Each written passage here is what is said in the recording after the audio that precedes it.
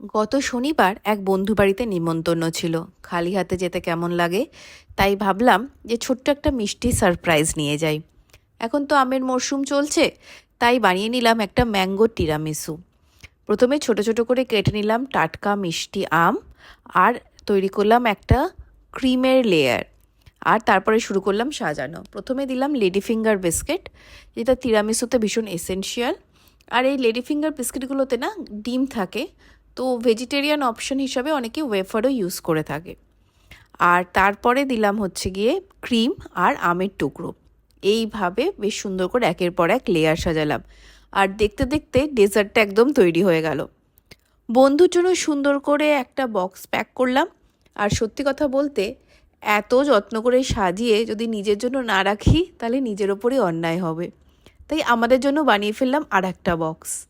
2-3 ঘন্টার জন্য ফ্রিজে রেখে দিয়েছিলাম সেট হতে। তারপরে যখন খেলাম না, সত্যি ভীষণ ভালো লেগেছিল। নিজের জন্য না রাখলে আফসোসই হতো।